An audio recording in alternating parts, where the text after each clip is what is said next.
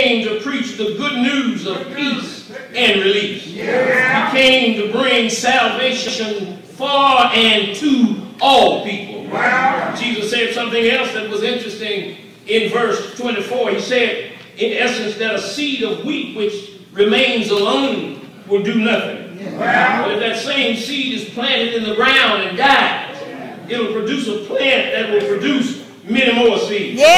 See, Jesus realized that his followers wouldn't be anxious to hear an announcement concerning his death. But he felt the need to explain to them that some things can occur until some other things happen. Jesus was really saying to them that he would have to die in order for his movement to grow in the lives of people. But look at verse 32. Jesus talked about his purpose for coming into the world, to introduce the purpose of God for humanity. He talked about what he'd have to do in order to effect the divine purpose in the lives of people. In verse 32, he says something that gives us, the church, the assurance that his work will be accomplished. He said, but when if I'm lifted up, I will draw all men to myself. Excuse me right here, but I want to say it like the King James Version renders it. And if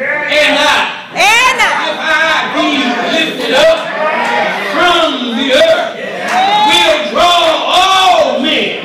Don't miss that. Don't let that slip past you.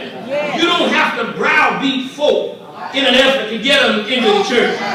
You don't have to hold the doors of the church open for a half hour trying to pressure folk into the church. Let's talk about Jesus. You don't have to guilt church people in order to get them to come to Jesus. You don't have to form circles around them and embarrass them before their friends. Just lift up Jesus. If we'll lift Jesus, if we'll elevate him, if we'll exalt him before the people, he said that I'll draw all people.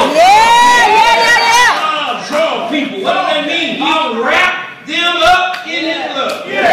He'll influence them to come to him. He will attract them. As I was reading in chapter 12 of John's account of the gospel, I saw something in verses 37 and 42 that I need to remind you of. Verse 37 says, even after Jesus had done all these miraculous signs in their presence, they still would not believe in him.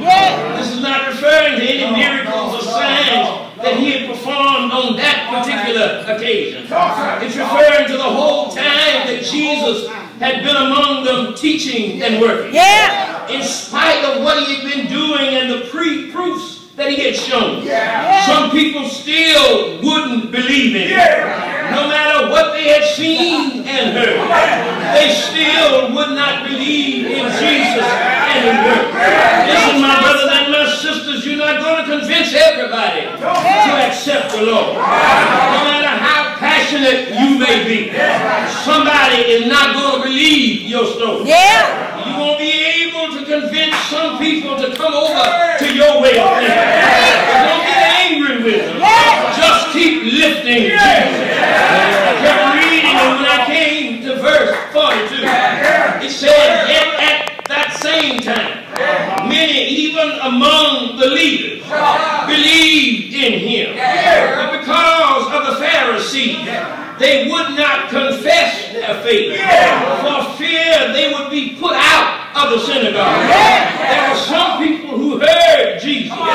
They saw his signs, and they did believe, but they did not confess it openly.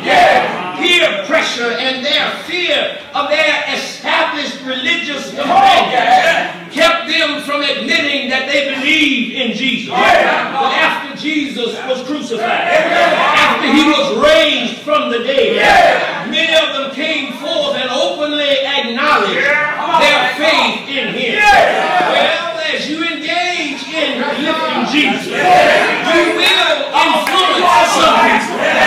They may not immediately acknowledge Jesus. You may not immediately or ever know that you call somebody to come to Jesus. But just remember this. He didn't tell us scheme and finagle people's lives. Yeah. He didn't tell us to get them emotional so they'd be hyped up and make decisions that they might not follow through on. But he did command us to tell the story. Yeah, yeah. We live Jesus. Yeah. Tell the story. Tell it. And keep on telling the story. Tell the story of how he came into the world and lived among us. Tell the story of how he healed the sick, restored hope to people who had lost their hope. Tell the story that even though he was innocent, they charged him on some trumped up charges. Held an illegal trial. Executed him on the cross. Put him out on Calvary. He hung there and died. They buried him in another man's tomb. He stayed there all night Friday. He stayed there all day Saturday. But right early, Sunday morning, he got out of the grave.